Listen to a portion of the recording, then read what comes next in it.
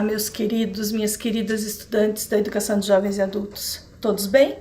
Professoras, diretoras, vice-diretoras, nos encontramos mais uma vez para uma nova aula de língua portuguesa. Vocês já ouviram ou já usaram a palavra moral? De dizer, você não tem moral para falar isso? Ou de dizer, aquela pessoa é muito moralista.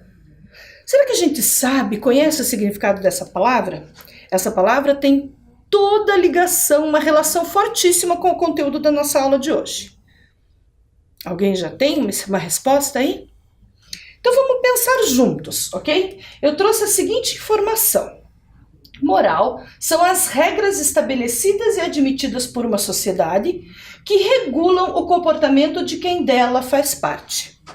Ou seja, tudo aquilo que a gente faz dentro da sociedade que a gente vive, ele é regrado, ele é controlado por uma ação certa e uma ação errada. Não tem a ver com lei, certo? Diretamente não tem a ver, mas tem a ver com como a gente identifica o que é certo e o que é errado de acordo com os nossos valores, as nossas crenças que são construídas socialmente. Tá bom?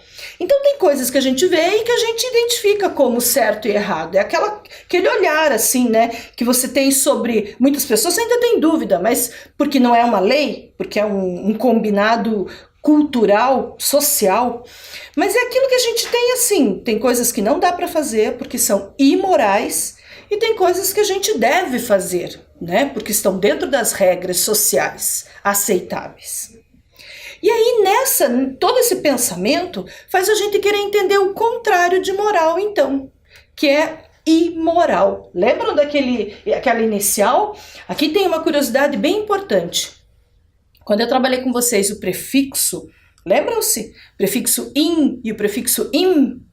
Aqui na palavra moral, quando eu acrescento o prefixo in, já tem a letra M. Então, não preciso colocar outro M ou um N, eu só coloco o I, com o mesmo sentido, o sentido de não moral, né? De uma ideia oposta à moral, ok? E aí eu trouxe alguns exemplos. O que seria considerado imoral na nossa cultura aqui, na nossa sociedade? Seria, por exemplo, traição, trair alguém. Trair a confiança de alguém é imoral. Ou obscenidade, né? Aquela exposição de coisas íntimas, a nossa sociedade enxerga e dá o valor de imoral, né? Não aceita, considera como imoral, considera como errado. O roubo, e esse roubo pode ser pequeno, pode ser grande, né? Se apropriar de algo que não é seu, sem a autorização do outro, do dono, é imoral. E até o roubo teria uma ligação com a lei, né? A gente pode ligar...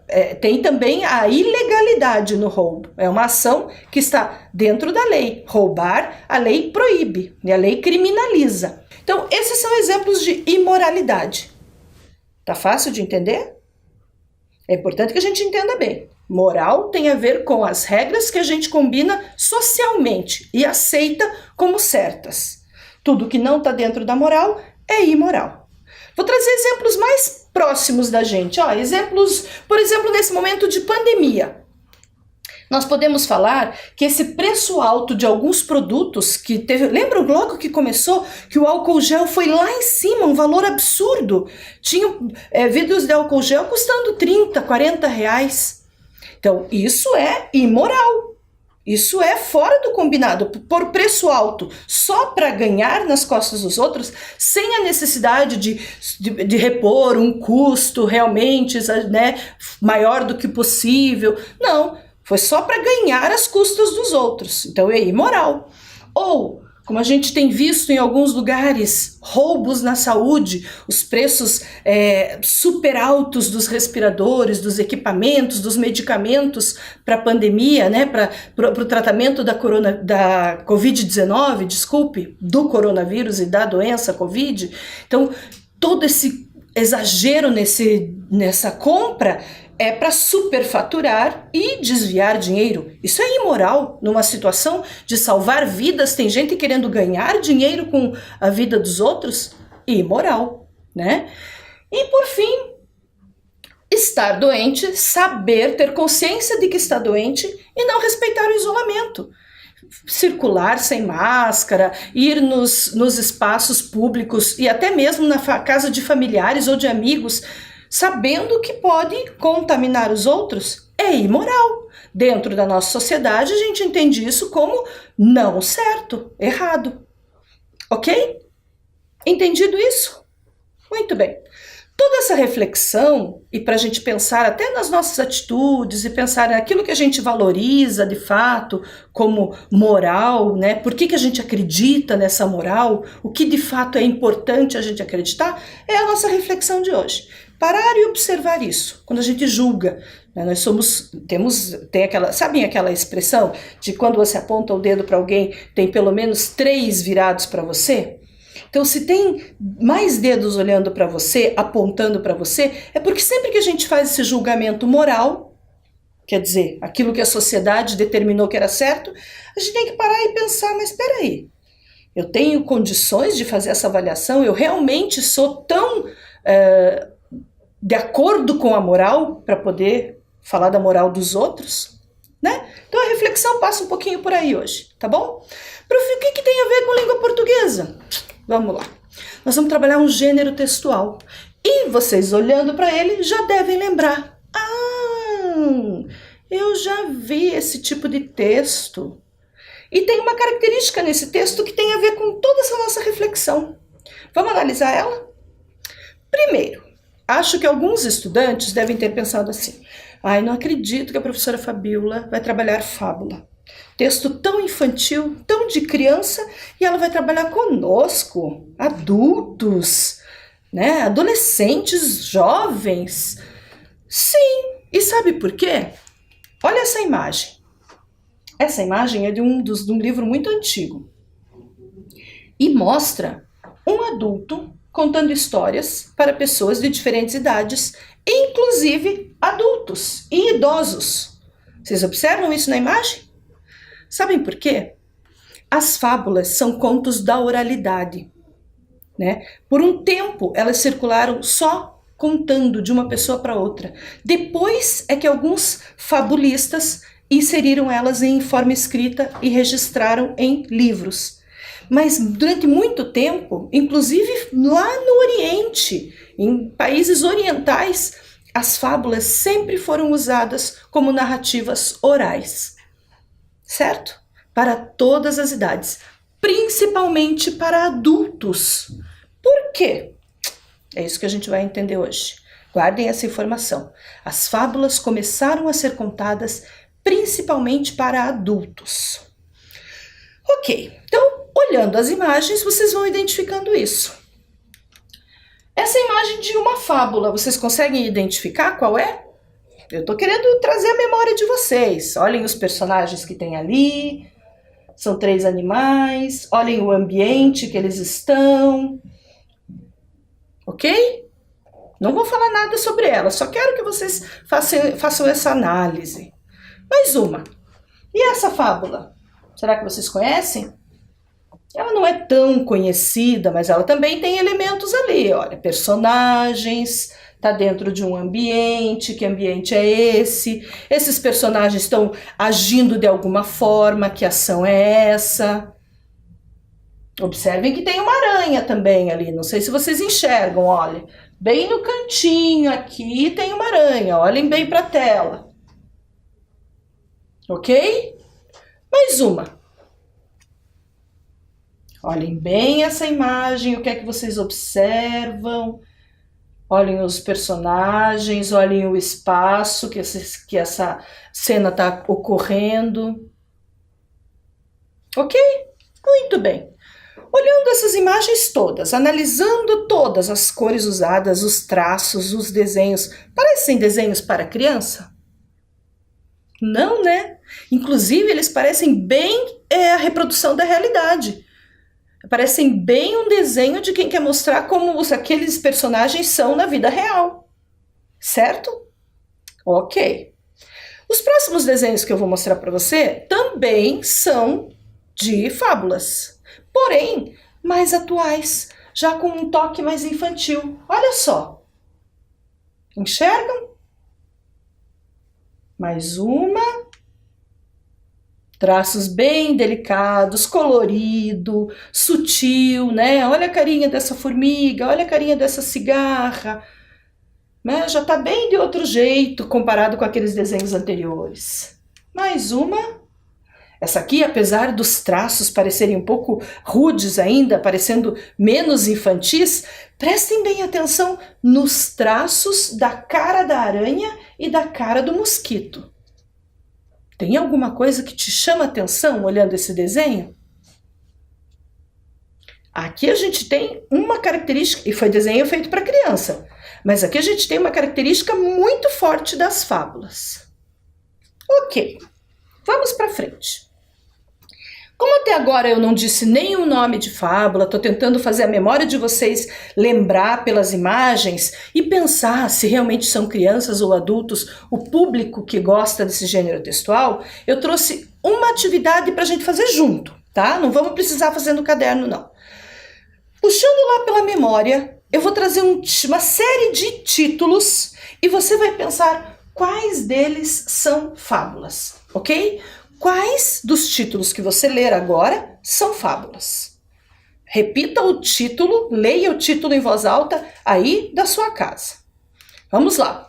Primeira lista, nós temos O Gato de Botas, A Bela Adormecida, Tom e Jerry, A Raposa e as Uvas, Branca de Neve, O Senhor dos Anéis, O Leão e o Mosquito. Reconhece alguma? Vamos olhar? Quem disse A Raposa e as Uvas acertou. Essa é uma fábula. Quem disse O Leão e o Mosquito também. As outras não são fábulas. As outras são histórias de contos maravilhosos, contos fantásticos, como O Gato de Botas, A Bela Adormecida, Branca de Neve. Outros são livros mais... narrativas mais ficcionais, como a do Senhor dos Anéis, também uma ficção de fantasia. Tom e Jerry muito mais produzido para televisão, né? Não chegou nem, acho que, a se tornar um livro, um gibi, acho que já nasceu como desenho e arte para televisão. Então, só aqueles dois ali, A Raposa e as Uvas, O Leão e o Mosquito, são títulos de fábulas, ok? Vamos ver mais uma listinha. Analisem. A Tartaruga e a Lebre, Os Três Porquinhos, Bob Esponja, A Cigarra e a Formiga, O Pequeno Príncipe, Chapeuzinho Vermelho e Harry Potter. Qual você acha que é fábula? Se você disse A Tartaruga e a Lebre, você acertou. Se você disse A Cigarra e a Formiga, também. E os outros? Não. Os Três Porquinhos, Chapeuzinho Vermelho e o próprio Harry Potter são textos fantásticos, certo? São contos fantásticos. O Harry Potter ganhou, os outros também, né? Mas o Harry Potter ganhou uma série. E os outros ganharam também o filme, né? O espaço no cinema. Bob Esponja de desenho televisivo e O Pequeno Príncipe, livro, certo? Uma narrativa também muito mais fantástica, ficcional e mais longa, mais conto do que fábula.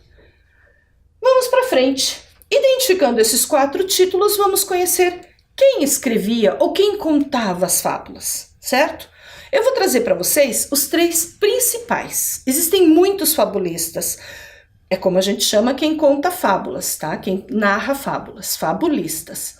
Existem muitos fabulistas, alguns que nós nem conhecemos porque eles eram tão locais, tão da sua região, que a gente nem ficou conhecendo. Então vamos aprender pelo menos 3 que são muito famosos, muito conhecidos.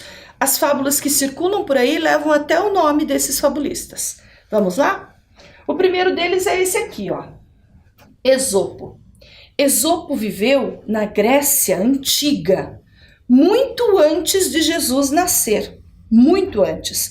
O século que ele viveu foi o século 6 antes de Cristo. Sabe o que é isso? 600 anos antes de Cristo. É muito tempo, né? Então esse é o Esopo. A história de Esopo eu vou contar depois com mais detalhes numa outra aula, tá? Num outro momento. Primeiro eu queria que vocês conhecessem ele. O próximo fabulista é um francês. É esse aqui, ó, se chama La Fontaine. O La Fontaine se inspirava em Esopo para produzir as suas fábulas e também em outros fabulistas. Ele criou fábulas próprias, mas ele também utilizou muitas fábulas do próprio Esopo e reescreveu, contou com a versão dele. Quando que viveu o La Fontaine? Ele viveu no século 17, lá na França, tá? Então ele já está muito mais próximo da gente, né? Lá nos anos de 1621 a 1695, isso já depois de Cristo, certo? E um fabulista, por que não, brasileiro. Nós temos Monteiro Lobato. Monteiro Lobato foi um escritor brasileiro. É do interior de São Paulo, ele nasceu no interior de São Paulo. E ele viveu no século passado aqui, né, no Brasil. Então, Monteiro Lobato escreveu muitas histórias, ele é o criador do Sítio do Pica-Pau Amarelo. E dentro do Sítio do Pica-Pau Amarelo, das narrativas do sítio, ele sempre incluía uma fábula. E colocava essa fábula que ele recontou em verso, em prosa, ele colocava lá com os personagens do sítio convivendo. Então, esse é um fabulista que a gente precisa valorizar também, né? Ok? Conhecidos esses?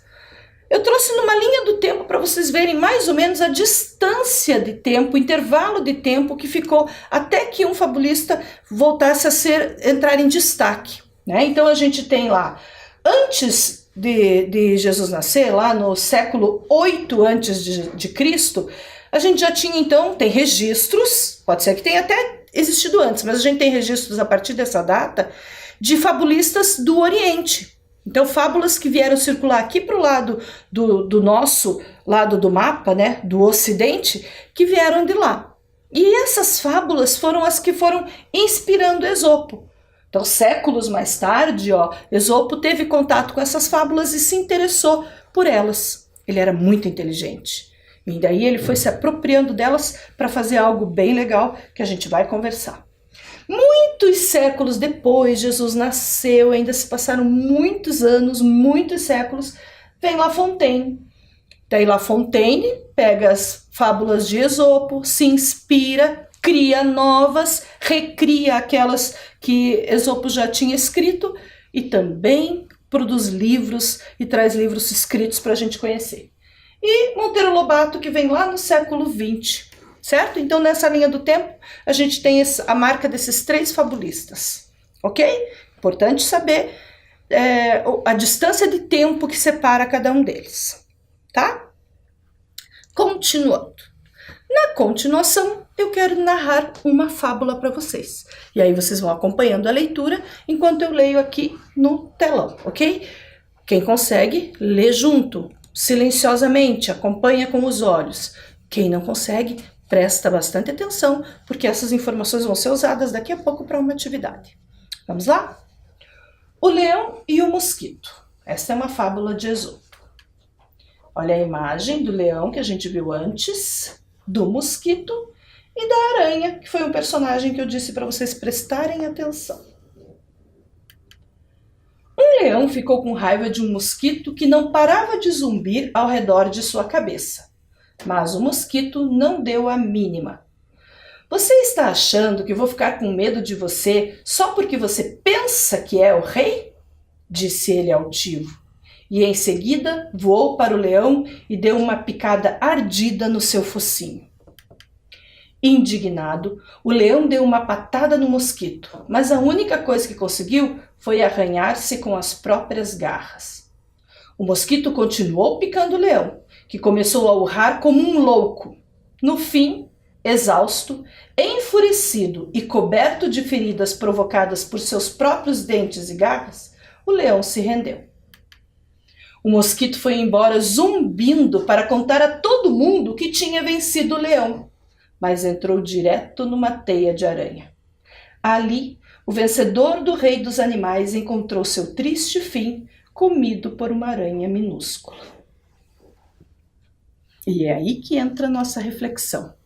Essa história tem uma moral, ou seja, uma regra que a sociedade diz que deve ser seguida, que diz o seguinte: muitas vezes o menor de nossos inimigos é o mais temível. Olha o significado dessa informação, hein?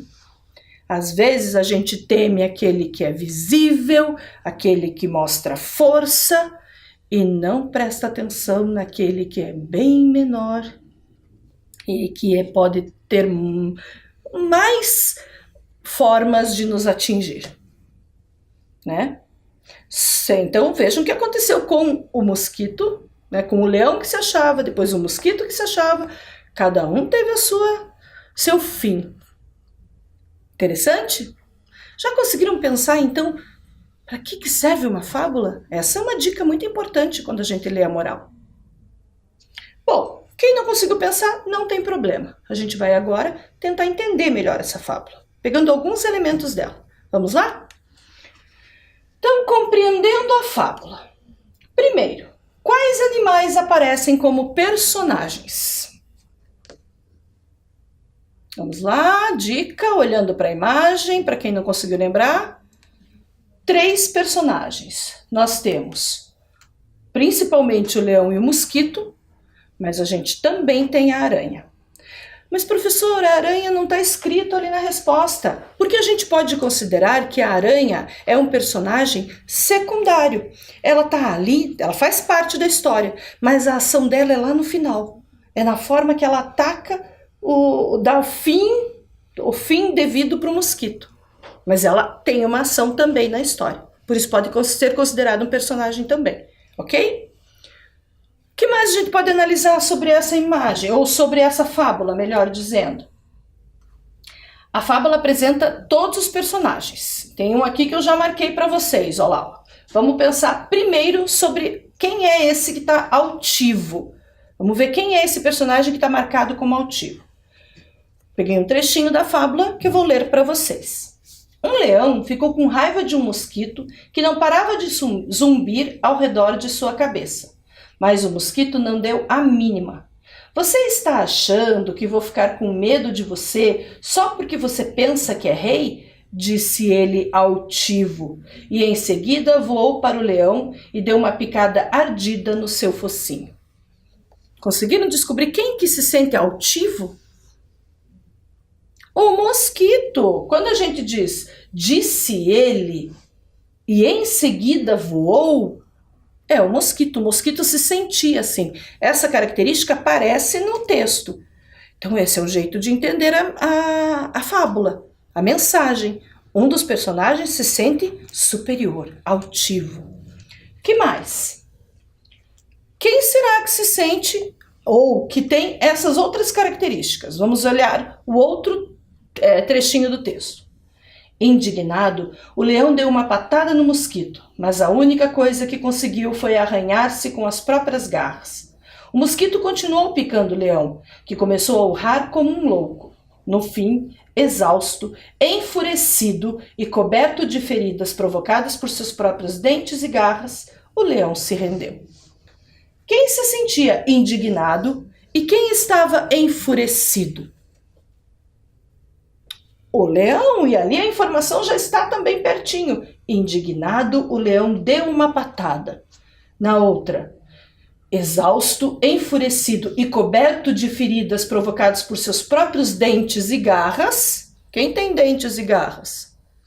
Dessa história, o leão. Então, essas características nos fazem entender que o leão se sentiu, durante a história, indignado e com raiva, enquanto o mosquito se sentia altivo, certo? Eleger as palavras, identificar as palavras que mostram cada personagem, que mostram as características do personagem, nos ajuda a entender a história. E aí vamos para o final da história. Qual foi a moral desta fábula? E aí a gente tem a resposta lá, ó. Muitas vezes, o menor de nossos inimigos é o mais temível. Ok? Entendido? Compreendido? Vamos para mais uma? Agora eu quero mostrar para vocês a mesma fábula contada por outro fabulista, o La Fontaine. La Fontaine narrou a mesma fábula. Então eu vou trazer o leão e o mosquito, que são os dois personagens principais, e como La Fontaine contou. Uma vez, um mosquito declarou guerra ao leão, dizendo-lhe que pouco se importava com seu título de rei. Dito isto, começou a picá-lo por todos os lados, tornando-o furioso, não lhe dando trégua, até que o leão caiu esgotado. O inseto, então, se retirou cheio de orgulho, mas, enquanto ia anunciar a todos os demais bichos sua vitória, caiu na traiçoeira teia de uma aranha e lá ficou preso. Olha a forma que o La Fontaine contou. Bem mais resumida, né? Bem mais sintetizada a ideia e manteve as mesmas características, os mesmos personagens, certo? Muito bem. Qual a moral da história? La Fontaine ensinou que as vitórias nem sempre são duradouras, por isso não se deve contar vantagens antes do tempo. Ok? Mais uma forma da gente pensar o olhar para essa fábula com mais um ensinamento. Aqui a gente está falando de cantar vitória antes do tempo, né? Declarar-se melhor ou conquistando ou tendo alguma coisa antes daquilo estar de fato realizado.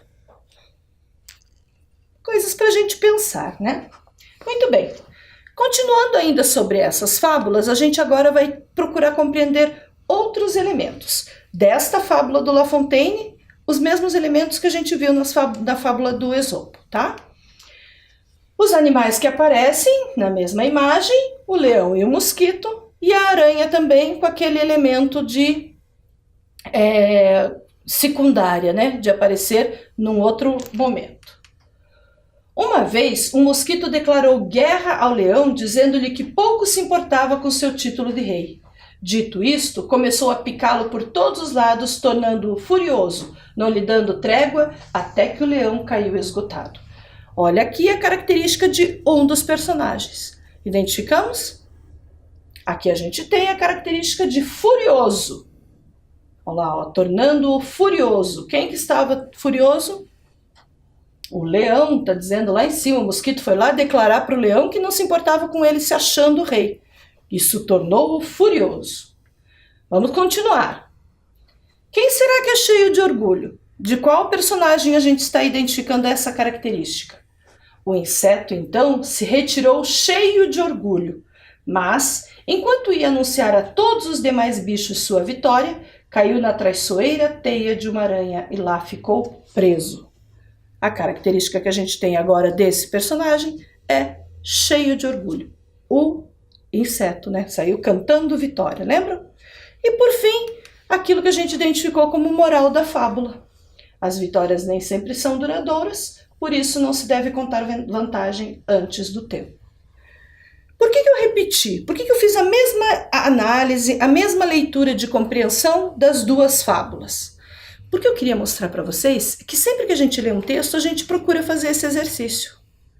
Eu vou procurar personagens nos textos que são histórias, que têm personagens, como esse da fábula, certo? Eu vou procurar características dos personagens quando eu tenho esses textos, quando eu também tenho textos com narrativas de personagens. E aí, entendendo quem são os personagens, como eles se comportam, eu consigo entender um pouco da história, ok? Esse texto em especial, que eu quis mostrar para vocês, sempre finaliza com uma moral, com uma informação de ensinamento, né? Que dita as nossas regras de convivência, de comportamento social, certo? Mas também porque eu queria mostrar para vocês que os personagens dessas fábulas, pensando até lá nos desenhos, quando a gente começou a analisar na aula, não é qualquer personagem não. O que vocês observaram de característica de semelhança entre esses personagens? Todos são animais. Mais uma informação. O que você percebeu? Todas são curtinhas, não são longos textos, são textos breves. E por fim, que terminam com o ensinamento. Então, nós temos como síntese da nossa conversa até aqui que as fábulas são histórias curtas, em geral os personagens são animais, apresentam um ensinamento no final. Ok? Como a gente faz toda a aula, temos a síntese, uma conclusão, registramos no caderno. Então, caderno em mãos, lápis, caneta e registrem um tempinho, só para copiar.